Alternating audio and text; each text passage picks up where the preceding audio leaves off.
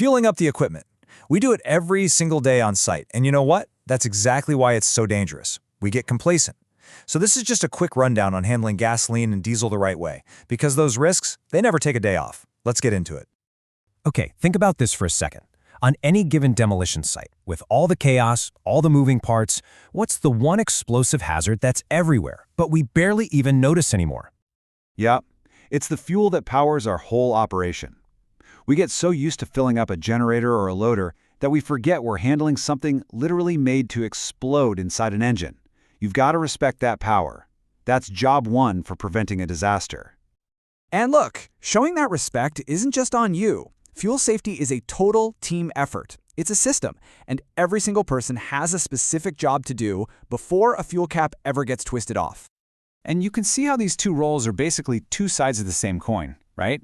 Your supervisor, their job is to get you set up for success, give you the right training, point out the hazards, and make sure you have the proper gear. Your job, you're the eyes and ears out there. You spot the real-world hazards, you check your gear every time, and you scream loud and clear the second you see something that isn't right. It's a feedback loop, and if one person drops the ball, the whole system just falls apart. So that brings us to your first line of defense, the gear itself. It's not just about what you do, it's about what you're holding in your hands before you even start. Having the right equipment isn't a suggestion, it is absolutely everything. Think of this as your personal armor for this job. You've got your basic PPE, of course, but you also have to check the Safety Data Sheet, the SDS, for the specific fuel you're using. That sheet is the playbook. It tells you exactly what the risks are and what gear you need to beat them. And your WMIS training? That's what teaches you how to actually read that playbook. And it goes without saying, always know where that first aid kit is, because when things go wrong, every single second counts. All right, so let's talk about the green lights. What are the things you absolutely must do every single time to keep a routine task from turning into a nightmare? This right here, this four-step process needs to be pure muscle memory. 1. Engine off. No-brainer. Heat, sparks, you get it. 2. Good ventilation. Why? Because those fuel vapors are heavier than air. They can create this invisible explosive puddle on the ground, just waiting for a spark. 3. And this is a big one people miss, put your portable cans on the actual ground while you fill them. That stops a static spark from jumping from the nozzle to the can. And 4, clean up any spill, no matter how small, right away. A tiny puddle can create a massive cloud of flammable vapor. Now, we've talked about gear, but I want to zoom in on one piece of equipment. It's so simple, but it gets messed up all the time, and it can be the difference between being safe and having zero protection at all. We're talking about gloves. And check this out. When you're working with diesel, not just any glove will do. You need to be using something like Viton gloves.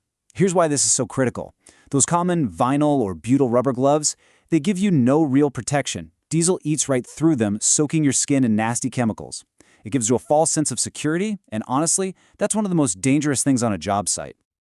Okay, we've talked about the green lights. Now for the red lines, the hard stops, the things you just don't do. No excuses, no exceptions, ever. Look, this is all common sense, but it's the common sense stuff that saves your life. No smoking or open flames. Simple. Don't overfill. Fuel needs room to expand when it gets hot. You top it off, you're just asking for a spill. Never ever use the nozzle latch and walk away. You stay in control. And this one, come on, never ever try to siphon fuel with your mouth. Get a proper pump. It's not just toxic, it's an insane fire risk. So, when you look at all these rules, all these do's and don'ts, don't just see them as a checklist to slow you down. Think of them as tools. They are the tools that give you control over the hazards out there. At the end of the day, your safety is in your hands. It's all about building habits, right? The kind of smart habits you just do automatically without thinking. So, I'll leave you with this.